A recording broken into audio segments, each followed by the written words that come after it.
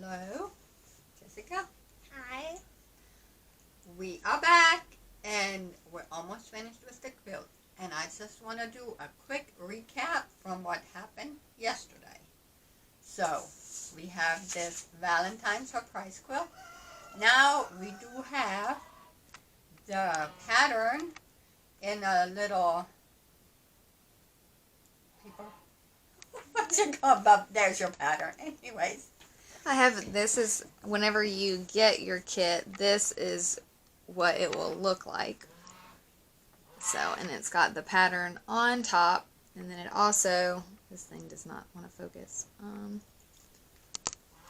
I focus with it? No. Yeah, it won't focus. But that's what you get. Okay, so we have 48 white squares, which are made out of 8 different materials with 6 of each of the material.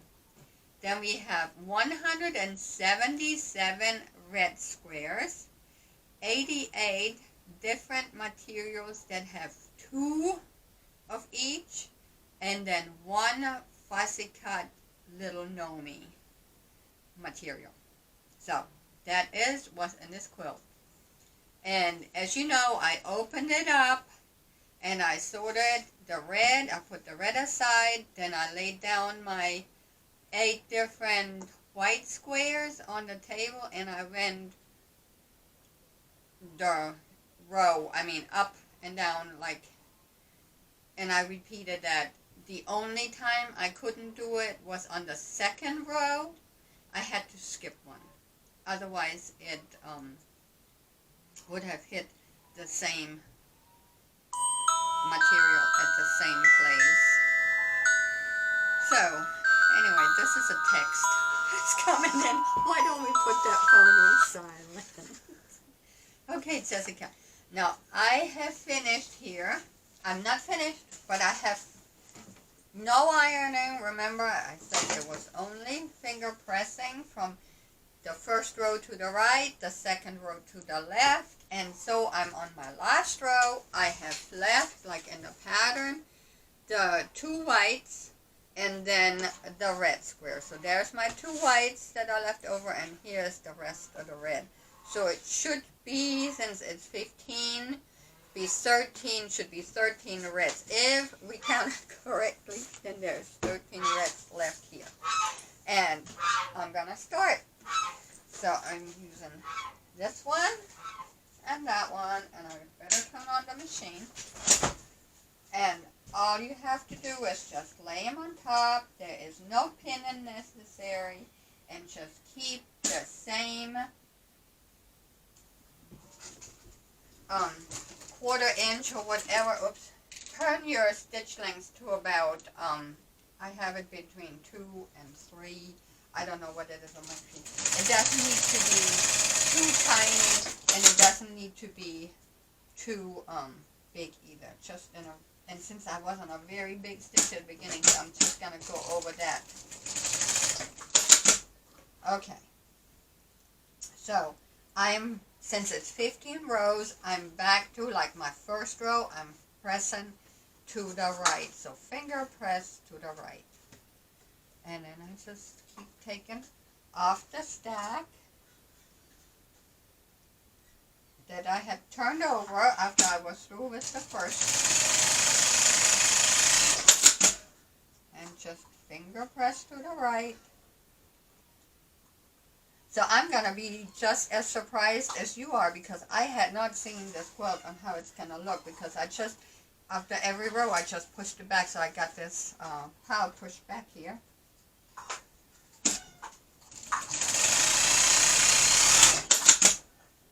But I figure I'm going to do the last row with you all, and a quick recap on what we did, like a little refresher. I think I'm going to leave it like this. This is... Which one is right in the middle? Which one do you have? It's like this, so I guess I just put it down like that. It doesn't really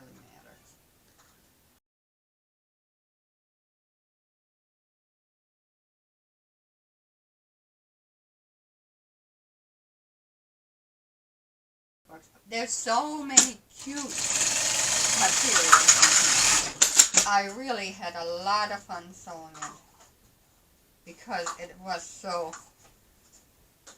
different. And I know I did the first one laying it down like this. I'm going to turn it around and go upside down.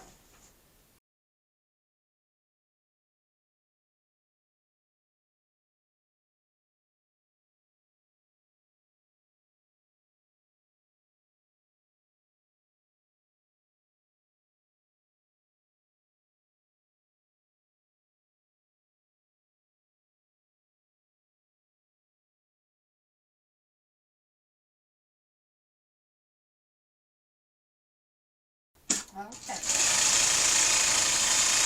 And there is the last row. And now, I'm going to spread it on here. And remember, this is my best friend right now.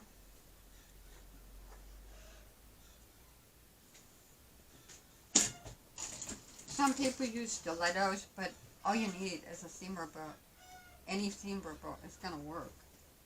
So no need to buy extra. And if you're a quilter or you want to learn to quilt, you'll need a seam ripper. Trust me. It don't matter how good you are, that you'll be ripping. I'm still ripping.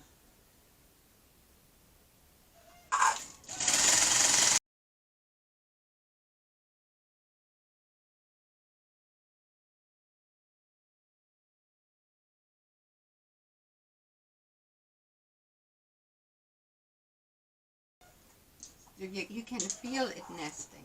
When you look at it, can you zoom in on it? See, the one goes in one, the other one goes in the other direction. Hang on, let me get over there. And you can feel them coming together. This light. They kind of lock. Yeah, yeah, that's better. They lock in. I mean, you really can feel they just. Yeah, you can't really see it very well. Oh, sorry. But anyway, they lock in real good.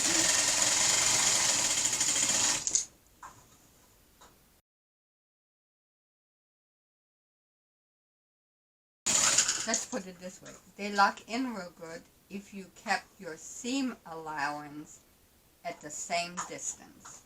So, if you did that, then you have absolutely no problems.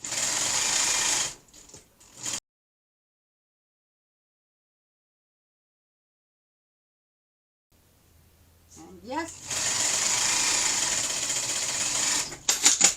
we did the right counting. So this is my large finger pressing, and I'm pressing it down.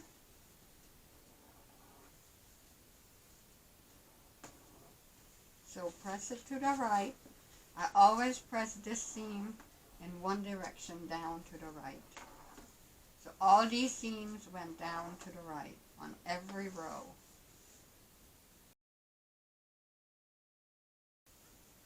So, not the first iron was used on this quilt.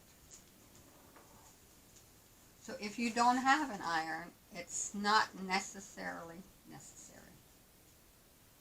All you need is those squares. You need a clipper or a scissors you probably have on hand, and a seam ripper. And then you can do this project. And of course a sewing machine. Oh yeah, a sewing machine would be good, but you could do it by hand if necessary.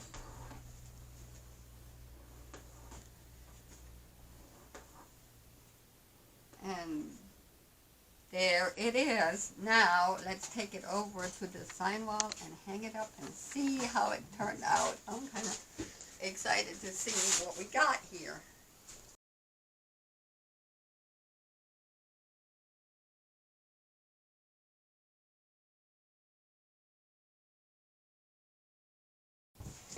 Okay, here it is. We have a heart, and it looks cute. Now, it does have Georgia material, and we are in Georgia. So if you're not a Georgia fan, this quilt might not be for you. Or you can get yourself some 5-inch squares and replace them. There's how many Georgia in there? 1, 2, 3, 4, 5, 6, 7, 8, 9, 10. Well, where's 11. our Nomi? Oh, this is the Nomi. Yes. The one That's, Nomi material that's. Fussy cut one single Nomi. No, there's other Nomis in there, but this is just one fussy cut Nomi. There's Nomi material right here and here. And then this was out of the Nomi line.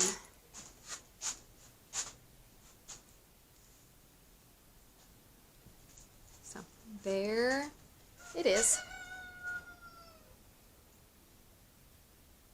And you can get this quilt kit at Kadee's Korner, at the Quilting store, or you can go online and get it from our website, kadeeskorner.com. Which there will be a link below the video. Okay then. You all have a very happy Valentine, and it's coming up the 14th of February, so it's not too far, but you still have plenty of time to sew this quilt. Just get the kit. Bye for now.